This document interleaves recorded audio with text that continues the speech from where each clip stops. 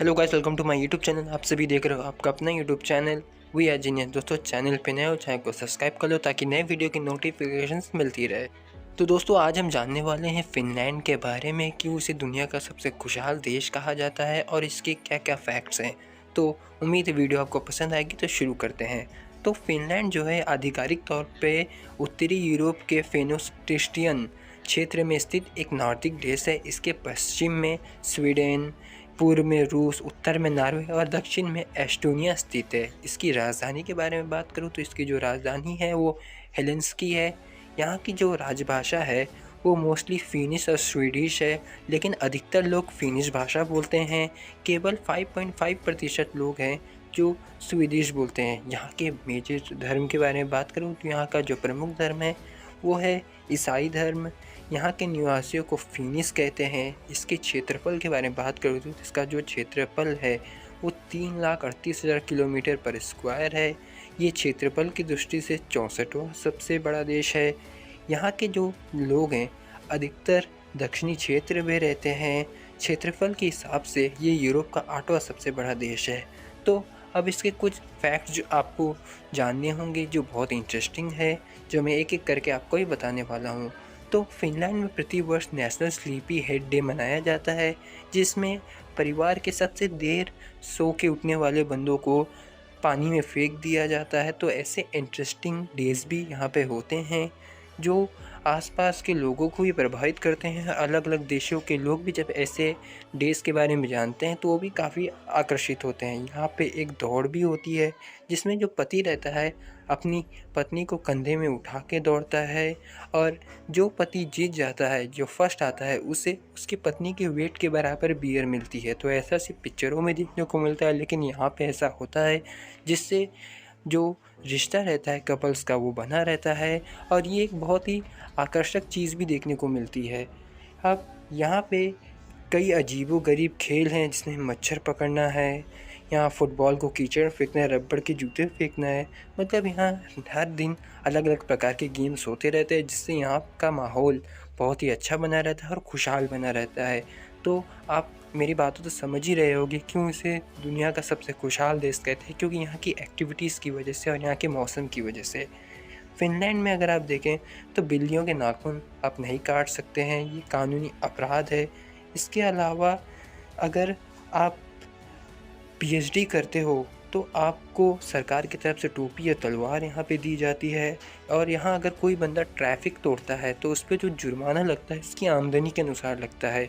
Means अगर कोई बंदा 1 करोड़ रुपया कमाता है या करोड़पति है तो उस पर 1 लाख रुपया तक का जुर्माना पड़ेगा वहाँ के हिसाब से।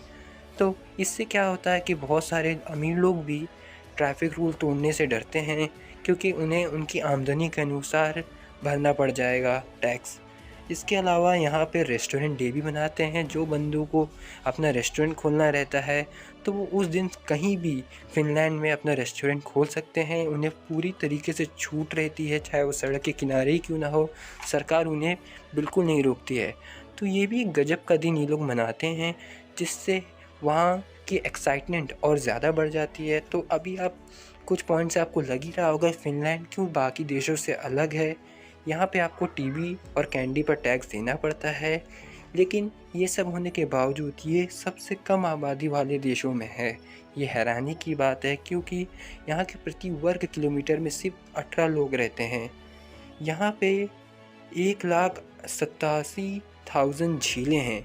मीन्स इतनी झीलें आपको किसी भी देश में देखने को नहीं मिलती है, जो एक वर्ल्ड रिकॉर्ड है। इसलिए इसे झीलों का देश भी कहते हैं। यहाँ की जो सबसे बड़ी झील है वो सायमा है, और ये यूरोप की चौथी सबसे बड़ी झील है।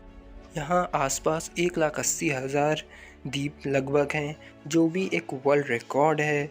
यहाँ प्रति वर्ष जो है यहाँ का जो भूमि है वो समुद्र तल से 7 किलोमीटर ऊपर उठ रही है। यहाँ पे एक वाटर टनल भी है। फिनलैंड का जो पायजाने वाटर टनल है ये यूरोप की सबसे लंबी और विश्व की दूसरी सबसे लंबी टनल है। इसकी जो टोटल लंबाई 120 किलोमीटर है। यहाँ से सबसे नज़दीक जो देश है वो उत्तरी कोरिया है। उसे पार करने के लिए सिर्फ उन्हें रूस को पार करना पड़ता है। यहाँ पे एक ऐसा गोल्फ स्टेडियम भी है जिसका आधा हिस्सा फिनलैंड में है और आधा हिस्सा स्वीडन में। यहाँ पे आप देख ही सकते हो कि आश्चर्यचकित चीज़ों से भरा यह देश है। आधा हिस्सा 2 अलग-अलग देशों में फैला हुआ है, तो ऐसी चीज़ें बहुत कम ही देखने को अपने लोग को मिलती है। इसके अलावा यहाँ पे आपको ऑरोरा लाइट्स भी देखने को मिलता है, वो भी आपको हर मौसम में आपको देखने को मिलेगा, वो भी अलग-अलग क्षेत्रों में। इसके अलावा यहाँ पे एक पेड़ पाया जाता है जिसे देवदार पेड़ कहते हैं। इसकी जड़ों की लंबाई बहुत ज़्यादा होती है, इसकी जड़ ज़मीन में 30 मील तक फैली रहती है। मीन्स आप समझ ही सकते हो कि यहाँ की जो जड़ें हैं वो कितनी बड़ी है। इसके अलावा यहाँ की झील जो है वो भी जो स्विट्ज़रलैंड हो गया या आप ग्रीनलैंड कह सकते हो, वहाँ की झील जितनी आरामदायक है, या कुछ तो ऐसी भी झीलें हैं जो होटलों से भी ज़्यादा आरामदायक है। इसीलिए इसे द प्रिजन ब्रेक कैपिटल भी कहते हैं यूरोप का। और यहाँ के जो कैदी रहते हैं वो बाहर जा सकते हैं, घूम सकते हैं और अपने लिए कुछ भी खरीद सकते हैं। मीन्स उनके तो मज़े हो गए हैं।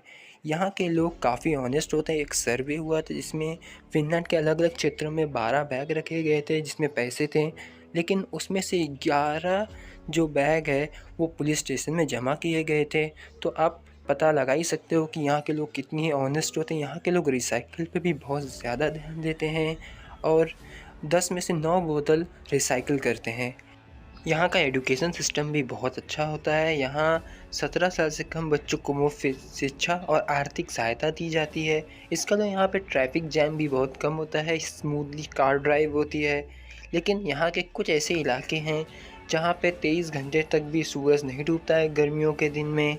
अब यहाँ पे बहुत सी फेमस कंपनियों की शुरुआत हुई है, जैसे आप नोकिया को तो जानते ही हो, उसकी जो उत्पत्ति फिनलैंड में हुई थी। इसके अलावा जो एंग्री बर्ड का गेम है बनाने वाली जो कंपनी है रोवियो, उसने भी फिनलैंड में ही शुरुआत की थी।